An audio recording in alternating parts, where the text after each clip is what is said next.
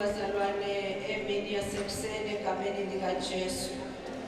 Umuntu akabonge uNkulunkulu bazalwane kakhulu ngebuhle nangokwethembeka kwaNkulunkulu. Ngidawuboleka emagameni amfundisi mema ngithi nje all protocol observed bazalwane ngetigabadelo letimcoka naletisebenza umsebenzi waNkulunkulu emtimbeni waKristu.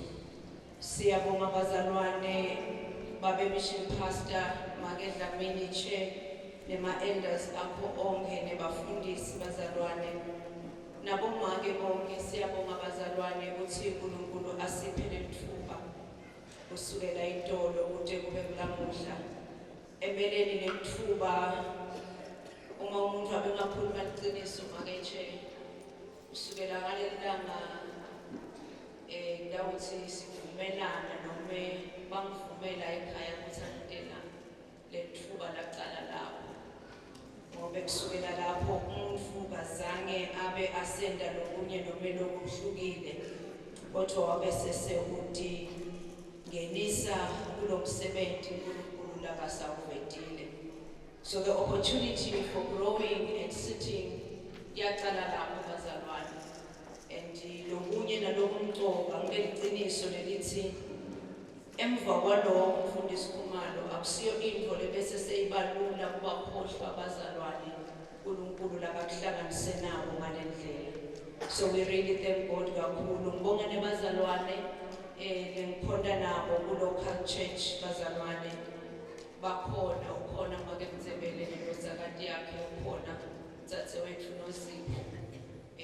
Kwendlula ukuthi udzadzewethu enkosini makephuma nona ufike endladleni kaShabawu utamkhanza kunayo isidojana sobabili enkosini umbusisi kunel-elder lami babe Nxumalo nemndeni wakhe. Siyabonga for your prayers bazalwane, your support bazalwane. Siyawubonga umthandazo, asikemi ngobe kulula noma sinetikhwepha, but we appreciate and acknowledge ukuthi kunebantu labahleti nje altari dinyembe tindabo abakhalela isinkwa nagesi bathi khumbula bonke Nkosi nalamhlalo babidile wababidela ukuthi bende lokho lokusenhlitweni yakho. Siyabonga bazalwane, uNkulunkulu wemusa nikusise, uNkulunkulu wemusa aniqhube, uNkulunkulu wemusa ahlale njalo abambe isandla senu sangasekudla njengesaphuresi egameni likaJesu.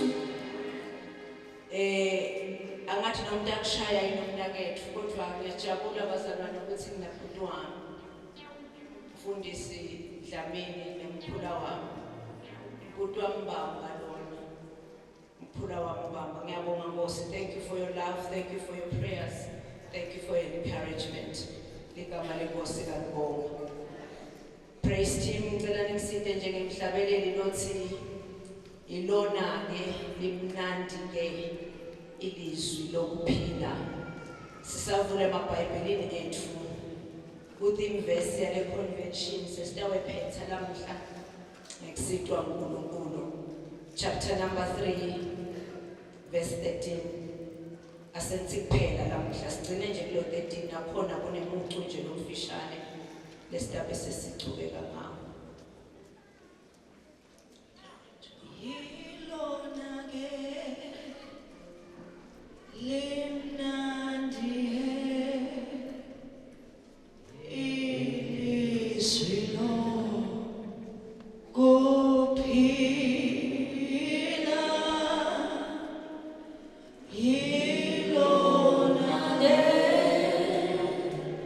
Limnandi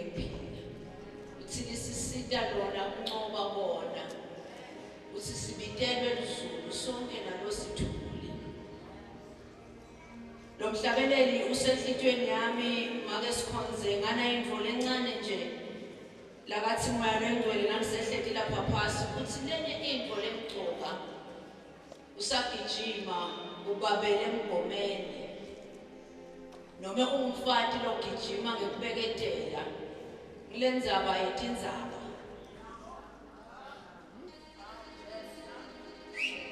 conversations i-conversation make khumalo noma inkulumo noma ingxoxo ikudvonsela lela iqhamuka khona Mhlabeleli waseNazarene ukuthi ngitshele indzaba yaJesu loba yona yodwa enhlitweni yami lawo ngemavi lamahle amnanzi kakhulu kimi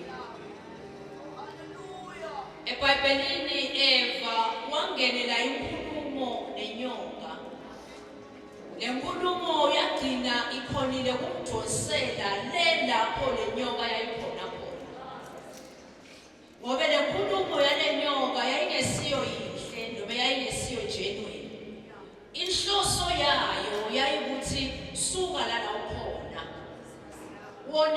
wone lonke leliplan laNkulunkulu ngawo so conversations discussions talks meetings lesingena kuwo make ane potential yokusidvonsela lala aqhamuka khona so Eva lena i-conversation yamdvonsela ngaphandle kwase-Eden yamdvonsela ngaphandle kwe-presence yamdvonsela ngaphandle kwe-fellowship kani budlelwane ba-Eva naNkulunkulu babuyinormal bekungasiko struggle kuphila ebukhoneni njengathi lala kusesikhona khona thina uyakhanza ukuthi ngekaze senetinto letinengi kuze siyothi bekakhona yena kuvuka nje bekavuka nje avukele kuShekinah so it wasn't a new normal it wasn't something labekayiqilikela kwaku-ordinary normal but the day she accepted or entertained a conversation nesitha the conversation yayithi kuye mbamba ushidoleni it was questioning the integrity of the word so ngaleso sikhathi-ke lenkulumo isahlola lobucotho balelivi laNkulunkulu Eva aphendvula Eva afaka imibono Eva akritika naye athi awuthi ngikhambele ngala shokuthi bekathi awuthi ngikhambele ngala shokuthi bekathi until and eventually the fruit looked beautiful in her eyes wagcina walibona ukuthi hayi ngalala ngime ngakhona le view vele ithi so salithanda so bomake bami it is very important ukuthi sitinake tinkulumo lesingena kuto letinye telenkulumo singena kuto futhi thine sisodvwana ukhulume nawe nje uwedwa ucabange enhlitweni yakho ukuthi eish waze wamlahla uNkulunkulu waze wamfulathela waze wangethembeki kimi waze vele namuka akuthathisa lesitoko lo muntu lokhuluma naye lo nguwe uyibone vele le trend ukuthi hayi nala kwaze kwaba kuthatha kuyetulu seku-established shokuthi vele akangithandi shokuthi vele mina yami impumelelo ingaphandle the conversations siyakuba kukhona umthelwa make khumalo encwadini yemisebenzi yabapostoli chapter 4 verse 8 naye bekafunza livi nje umthelwa athi hambela afunza info lakakayiva and Philip stepped into the sea masuqala ukukhuluma naye but lo funza umnumzana uyakuva yini basikana eish akuve futhi base nasengichazela le conversation yemthelwa na Philip umthelwa yamfuqela kuphi noma yamdosela kuphi la kunaFilip yiko sekaveta inkulumo lethi ayikhona sekubambene angibhajatiswe conversation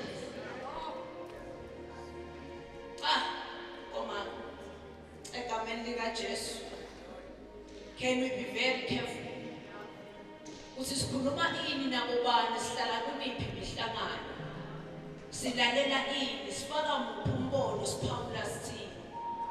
Uthi lo munye lokhulumako abhale ku status uthi yeye Nkosi yami. Ube manje leti ndzaba betikhulunywa ngesingisi ngangisokolile ngoba ngangaphe mfundo. Ngabe nje ngathi Namle igama lemishinto ngabe ngithina ayisi. Nyalo kwasho mina ngathi uyahlala ngicabanga nje. Yena vele kuyini? Ngiyafuna ukukhuluma le ukuthi wawusho ukuthini. Conversation. So kwamazuthi besingaba kulabantu labantu silwe netinkulumo letiletha kithi letiphambana nalokusho uNkulunkulu njengokusho kwaPaul kuTimotheo 1 Timothy chapter 1 verse 8 uthi wage war against everything lemelele nalokukhulunyiwe empilweni yakho ngelivi. Every prophetic word that God has released upon your life. Now ubone amalanga ahamba linenteki akutshela sathanathi hayi kwakubekiswa nje lokho ukuthi kwasekushisa kakhulu abenemanga lo uthi wage war ngalamavi aNkulunkulu ngoba aliqiniswa kashintsha. Ungamelelani nalemcabango ukuthi hayi mina ndawukhona, you can't. I want us bazalwane namhle emini sesiphetha lokuhlangana egameni lika Jesu Kristu waseNazaretha. Sesibuke legcingwana yegcina uthi ke lo mbhali kulo chapter 3 verse 13 bazalwane angisho ukuthi mina eqobo sengubambile kepha kunye lekwentako ngikhohlwa ngulokungemuva ngitelulele kulokusembili. Nawu umuntu namu nje noma kuna statement nasi lesithi ngitelulele kulokusembili. Lela mhlabo make nani bafundisi nebazalwane bonke, as we end this meeting uNkulunkulu uthi asesibuke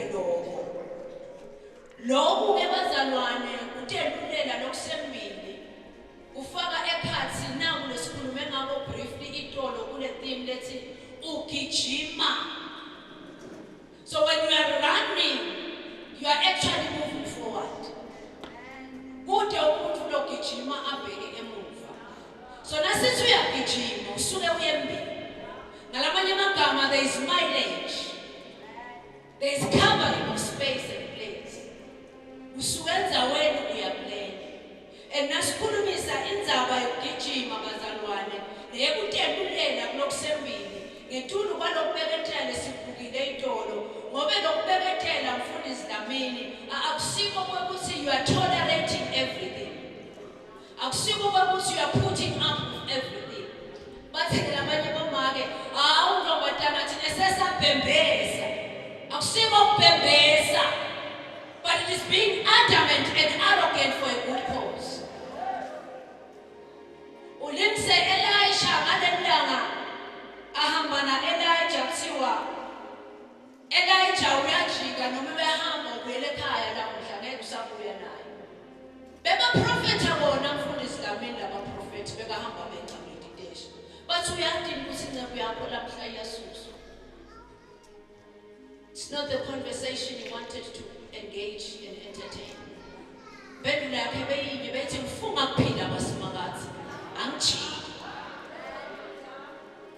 Ngifunga kuphila kwasimakathi angeke ngethuswe lokho ukuthi lela kaya khona ndawo kuya ngedwa.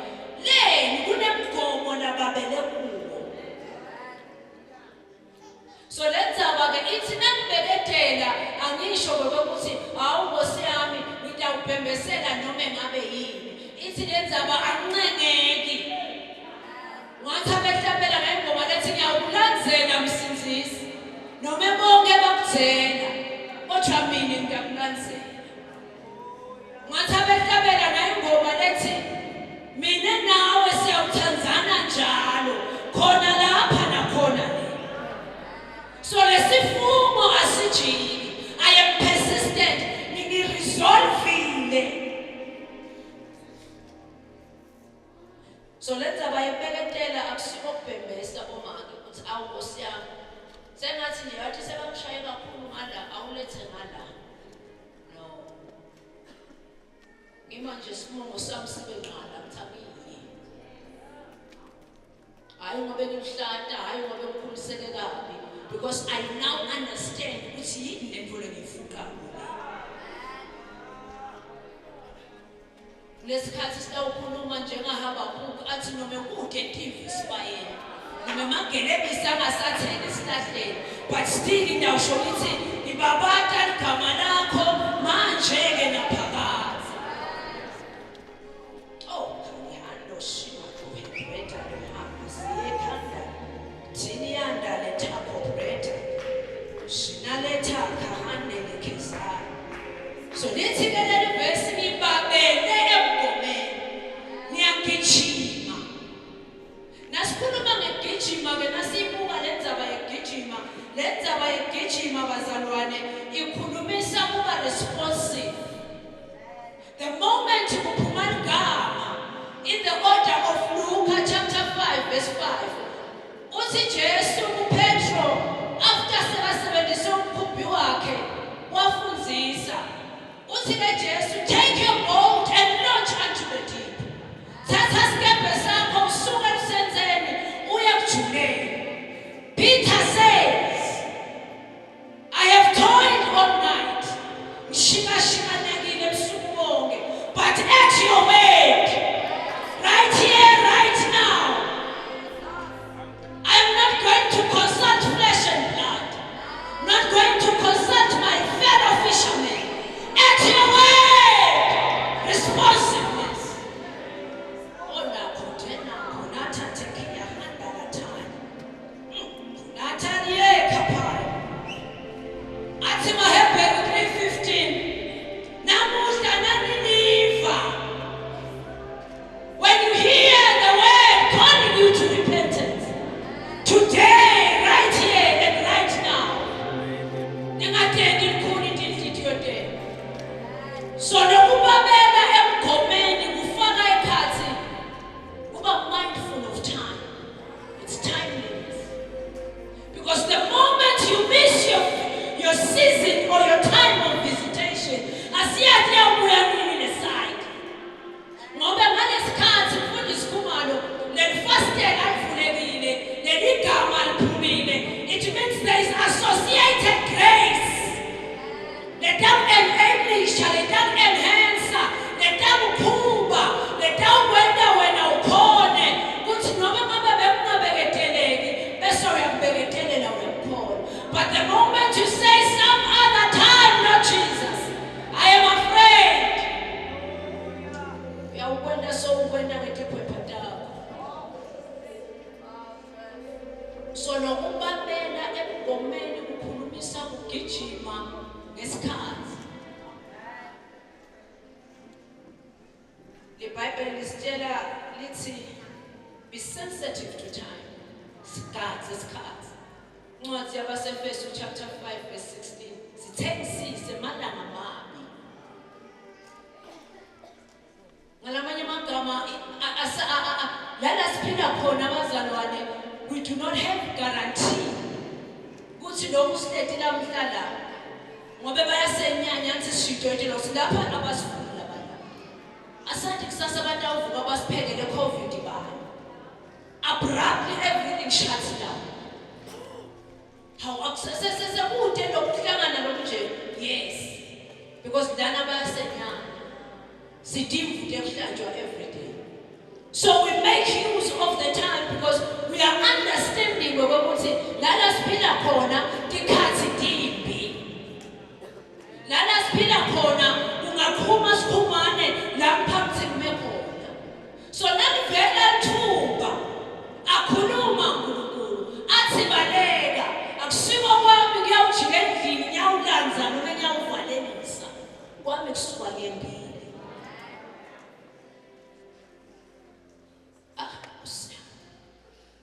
The Bible lithi encwadini ya Numeri chapter 9 verse 17. Njalo mfundisi Khumalo naliphakama nifethi kwelithende Israel abehamba.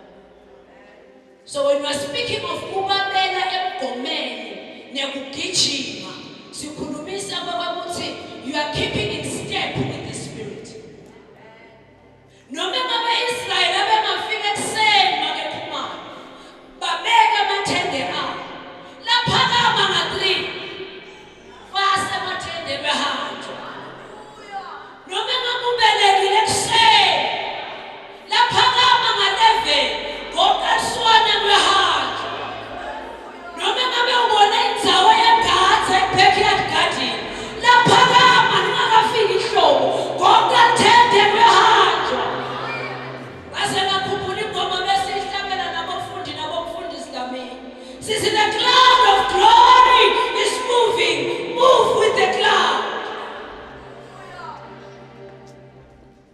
keep in step with the Spirit. You keep in step with the Spirit. So that when He says stop, you stop. Nakathi kuyamiwa, uyema. Nakathi kuyahanjwa, uyathatha uhamba. Sengakhumbula ingoma sesiyoletha ithutha lapho wakhe khona. Lifu selihambile. Wasala selihambile. Uyawusibona sa-Apollos encwadini yemisebenzi yabapostoli. Wasala embhabhatisweni waJohane. Awukhuluma ngemandla nanemfutho, kanti sokhuluma kwayidolo. And then a woman in her office, together with her husband Aquila, base bayamcelela eceleni bathi mfana wami sesembile. Sewusembile. Sekunalomkhulu umbhabhatiso wamoya womlilo. Nawo lona foundational kodwa wawendvulela lo. Nyalo sesikumoya uNkulunkulu umuntu. uNkulunkulu akhuluma kini kwasho ingoma yeNazarene. Wathi ukhona nomunye lomthandayo okhuluma kini. So you move with the cloud. You move with the cloud. You move with the cloud. You follow His leading. You respond to His leading. Awubuthi bantu. I'll consult even your circumstances. Uyathunani yande lathukele esana. Lanesha yathi yakuphaya. Lo responsiveness lona mfundisi Dlamini ukhulumisa ngetulu kwe-promptness, ukhulumisa ematubane. Fast. Joseph wabhutha ebusuku wabona umbono ithi ingilosi masinyane vuka. Baleke nemntwana Herod ufuna ukumbulala. Akazange Joseph athi awuthi ngiyobikela make. Mfana wamake. Akazange athi asengiyovalelisa kodzadzewethu. Ngale ndlela lokwendeka ngayo. Wanyikitisa Maria. Wathi thatha umntwana. Mfake emhlane, thatha ikhwama lakhe, sigibele imbono. Right here. Quickly. Hayi ukuthi uyi-psychology noma lento sibanjwa ngengqondo ukuthi hayi ubothi ke naso ukhulumile lama emotions alabantu sebangazi ukuthi sebayakhala bese sokuthi nikelana. No, it's not just that. It's understanding the season and knowing what to do and knowing and doing it right now. So lokubabela kulomgomo nalokugijima mfundisi Khumalo ugcile lapho just understand ngesikhathi. Uyakunderstand into lokwendekako. Uyakwati nalomele ukwende. Futhi unaso lesibindi sekwenda. Ngiyathi lokuthi kumele ngiyothandaza. Manje lesikhathi sengide. So it's basically shaping and tuning yourself. Ube bese radio ngithi ngoba sikaviyo usisi Makholo mfake lo 97 mfake lo 107 angene angahazi. You understand, you know, and you have the spirit of courage and boldness. Then you step out courageous. Babele emgomeni. Abraham encwadini yakhe Genesis chapter 18 verse 1. IBhayibheli lithi lalishisa kakhulu ilanga. Ahlede eminyango welithende lakhe eMamre. Wathi asehlede avuse amehlo wabona qhamuka ivakashi letintathu. IBhayibheli lami lithi kwase soyaba invite hlalana. Ngitona into yale namuhla. Masinyane mfundisi Dlamini masinyane wahlaba ntho masinyane sarabhaka masinyane and check what happened as he responded quickly.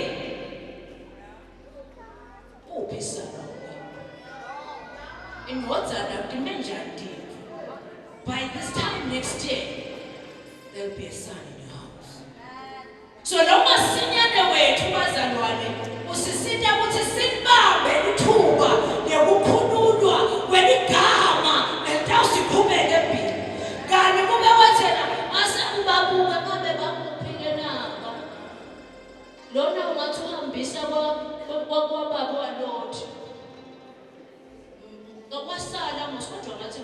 Yeah, must one food do not. No, quickly, quickly, quickly, quickly, quickly. Don't bamba le tinto da phamthini le ntemthandazo lokuthatha konke. Don't bamba le nkonda. Thank you, Holy Spirit. Wegcina abazalwane lengifuna singene kubo namhlanje uNkulunkulu lokumnyona sikhongwane.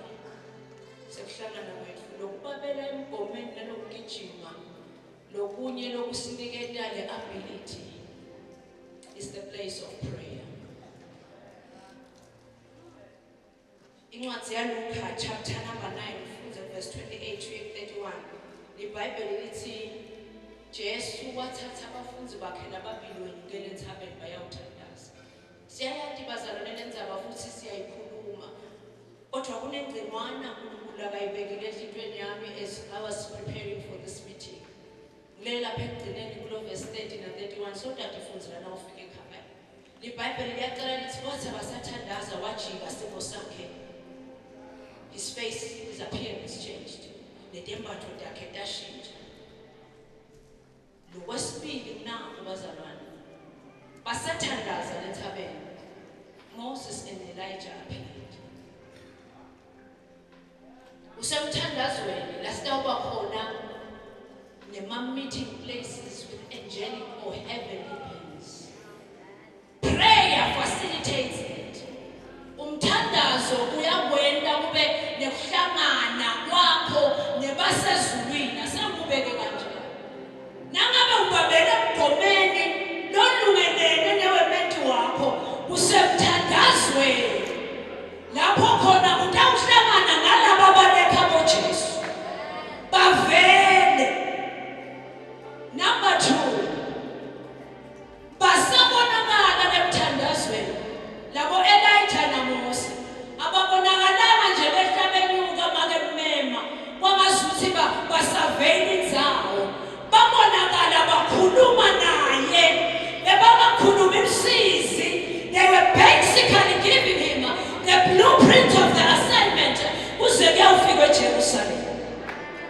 So to understand the scope, lendingithi ufaka ekhathi ini leyakamzima lekumele igijimele. The place of prayer is the rightful place to facilitate it. Ungabe ufuna bayawuprofetha kungahle ampiki kodwa lodawuthi vela wena ngone emthandazweni bathi lalela kaJesu kusukela nyalo size siyafika eJerusalema utawenteka 1 2 3 4. So anything that don't come by contradict the scope, it contradicts our terms of reference. Siyabonga wena uNenkosi thina sihamba ngana ugogo. So you wage war by the word that has been given to you. It's in the place of prayer.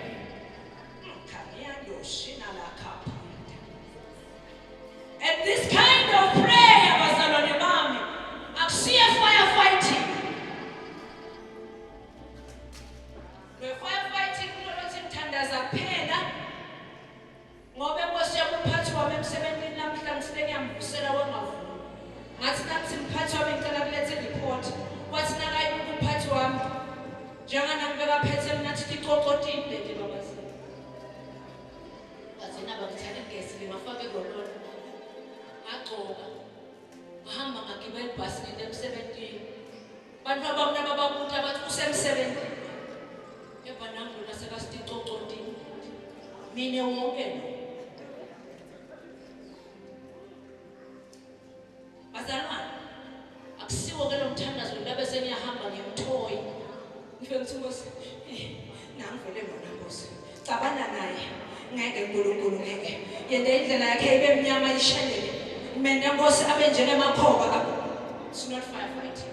It's habitual prayer. Marko 1:35 kwakukhuba wakhe. Kuthi njalo kusengakasi. Njalo kusesemnyama kakhulu ayewuthanda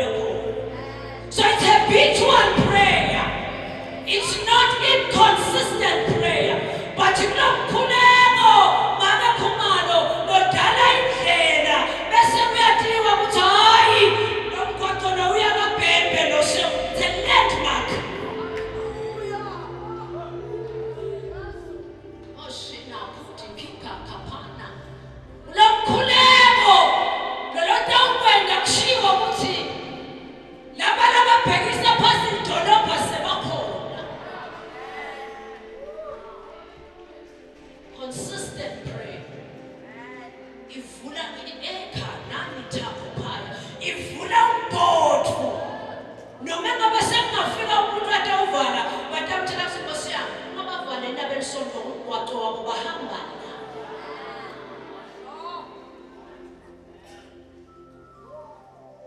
It's the type of prayer that will give you voice in the heavenly places. Bangente bakwati mina bafaka igama lapho ku-internet baba bathe Sipho Nkosi Khayelihle Bhembe kungaphumi lutho omkhula wami. But in the heavenly places where I roar, where my voice echoes, I am known consistent prayer.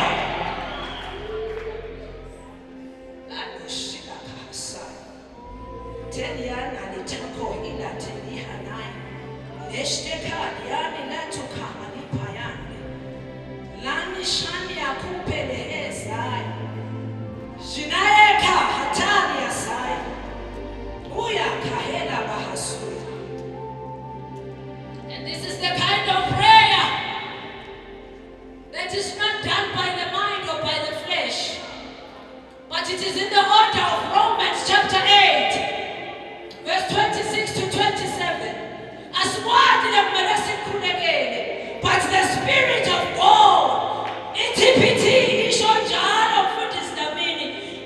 makes groanings through us for the things that we must pray for and how we must pray. There are the prayer items and there's the manner of praying. So lalathi uNkulunkulu ngawo usinikeza speed, usinikeza iability yokubabela emgomeni. Lo mthandazo lesiholwa kuwo umoya loyigcweleleni. He's well able to search the bottomless things of God and tells us ukuthi nakho kusenhlitweni yababe aseniyekele ukuthi ngemndeni nangani nawe.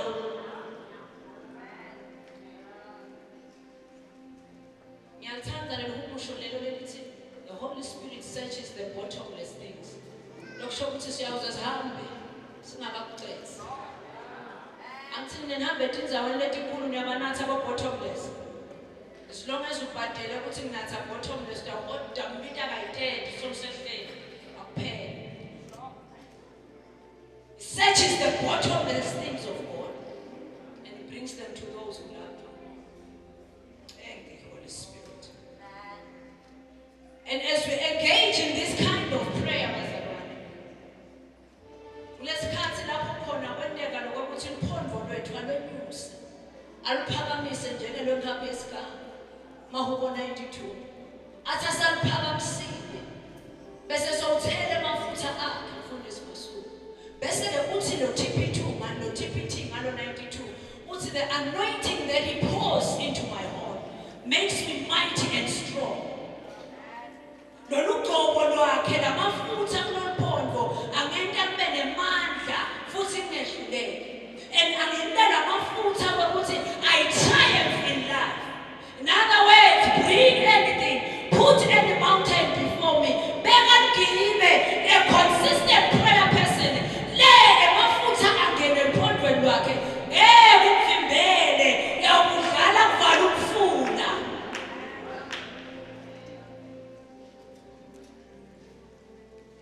Nangabe mageza ngifulele manje njengawadi kwavala sisifuba sakhala down.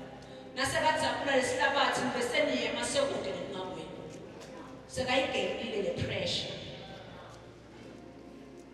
So uthi ke lo mbhali this anointing it makes me mighty and strong. And it is not just for anything, it is for service. And it makes me to triumph in life. Lolgcobo lamafutha lakawafakako ekwekuthi ngikhonde noma ngisebenze ngiphushe lo mbono ngibabele kulo mbono. Praise the living Jesus. So kusemthandazweni bazalwane la sithola khona i-dominion, i-ability yokudominate. Elijah Bible lithi uJakobe 5:17-18 he was a man like us.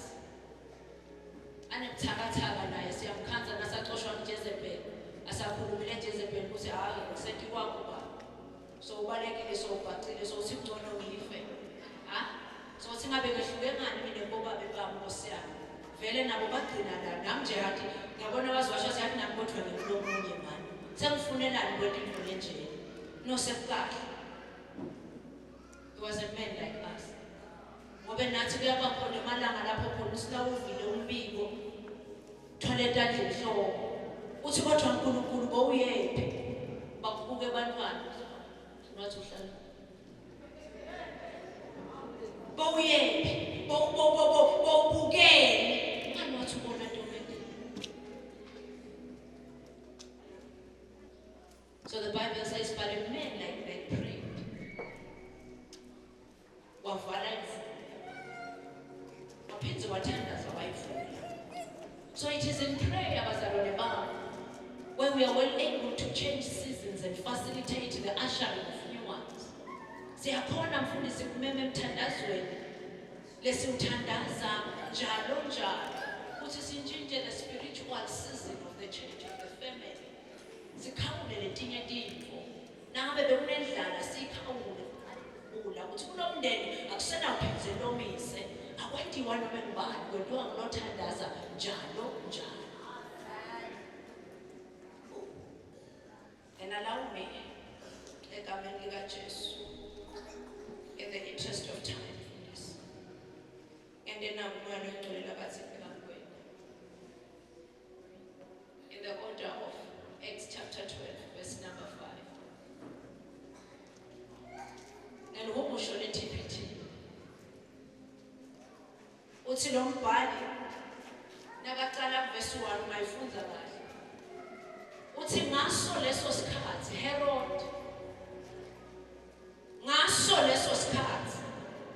Herod wabamba Jacob wambulala wathi nakabona kusuke wajabulisa emaJuda wabamba Petru wamvalela wathi emva kweliphasika naye kusethi kwakhe. And verse number 5 changes the whole situation.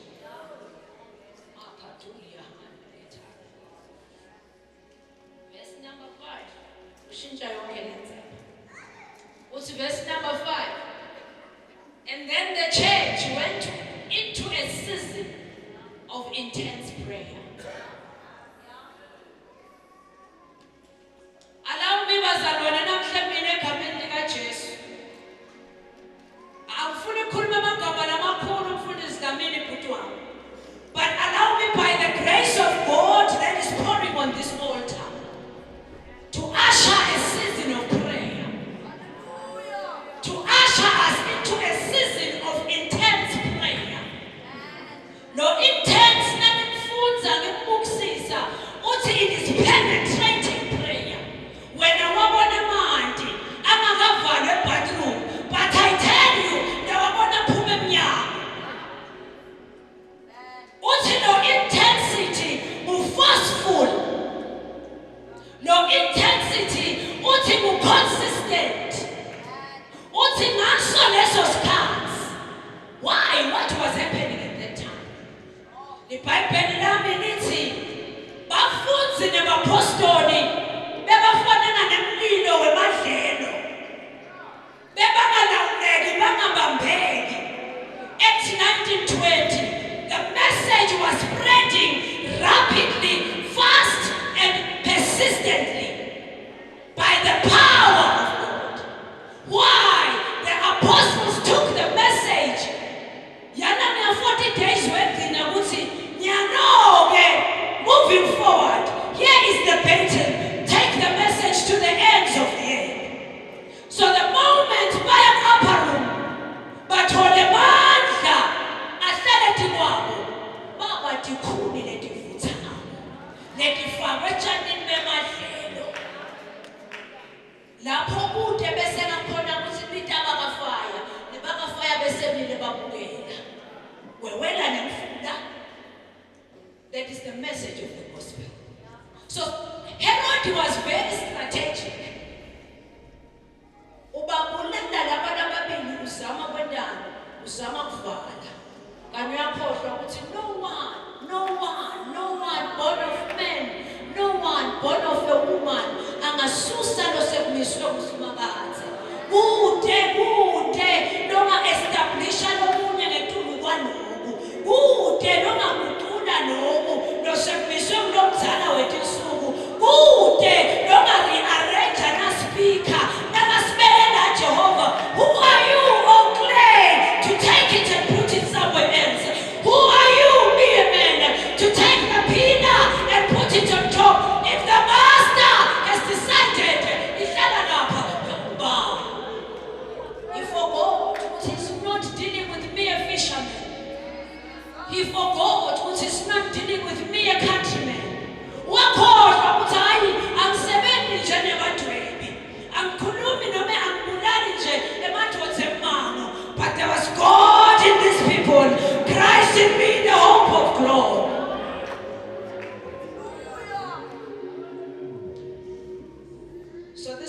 what God has asked me to do now,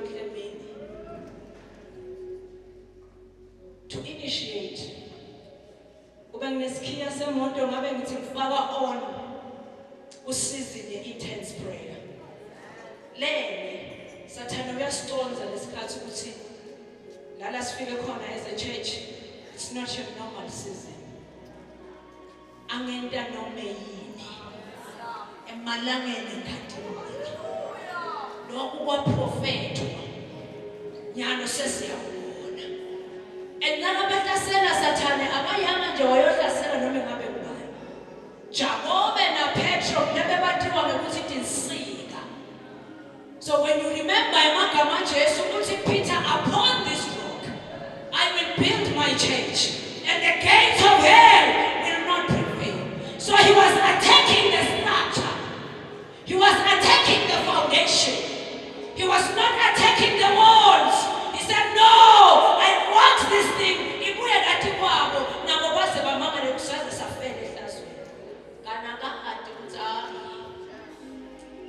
akusiwo nje manje ebotha nesihlalo sobukhosi bemuntu. This is gazetted from the throne of the Most High God. Lo usimakadze lakathambwende bomake bami nabo babe. It's not just a normal kind of prayer. It's not just a normal kind of intercession. This is in the order of priesthood intercession for Israel. Loku consistent, lokuthi you pray until and you pray nevertheless. You pray until and you pray nevertheless. Alamanye magama noma bangasethi mina ndawuqhubeka. Noma sebakhulumile mina ndawuthandaza. Noma bangakasho mina ndawuthandaza. Mina ngingakuboni kuvela angeke ngithule. Consistent prayer in the order of Samuel athandazela Israel. Athama Israel nakacela athi umayekele ukuthandaza nange amaFilistiya yakhuphuka thandaza. Uyaqhubeka Samuel uyathandaza. So uyenza njani ke? So uya-intensify amakhumalo, uya-reinforce uthi kupheni imvu lesamunya. So wenda ukunikela. Bible lami lithi wathi nakenda lowo wase uyadlula simakathi. Mafilistiya bese sayakhona kujika abanye bayaxoshwa. Kusuka ke kuphike kuchubekela kuphi? Lo priesthood intercession noma lokunyusa kwempriest elathuna yalathani khama. Lokho sesikuthatha in the order of Jesus Christ, the chief high priest, in the order of Melchizedek. Labantu lamhlameni simakadze noma lalatha sitewenda lo intense intercession is not going to be done kenyalo ngeminikelo yetimbuti netimvu uthi Jesu yena wanikela ngeyakhe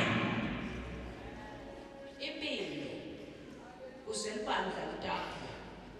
Paul encwadini yaColossians 1:27 uthi ukulungele ukuhlupheka uze ndokuconza ukuthi kwendlulaphi Jesu. Ngalamanye amagama, the offerings that are going to be on the altars akusinto timbuti, akusinto timvu, akusiwe mazinyane, timpilo demands.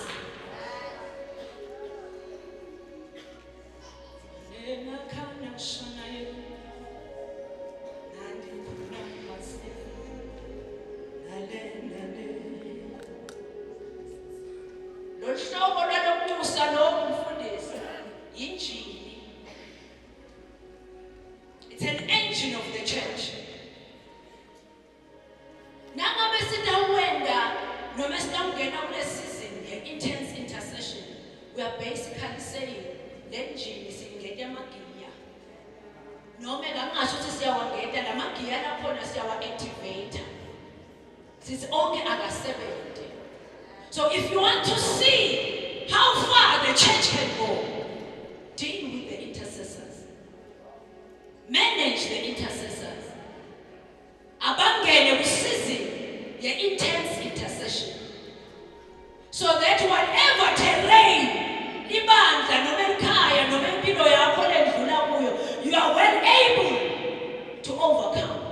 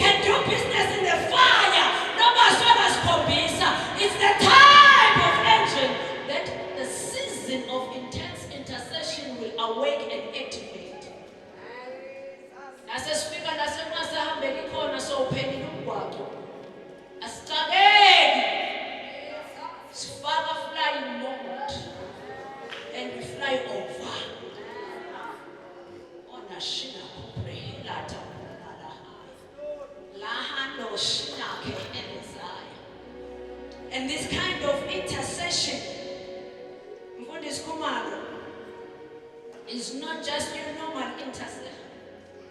The intercession lena kuyena hlobo relocate abantu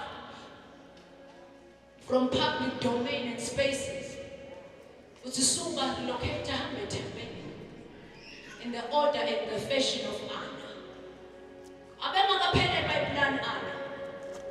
Anna bekuvumela konke futhi bekangakwenza. Bathi kwalandzela lo mbito ukuthi naku la mbito bekhona.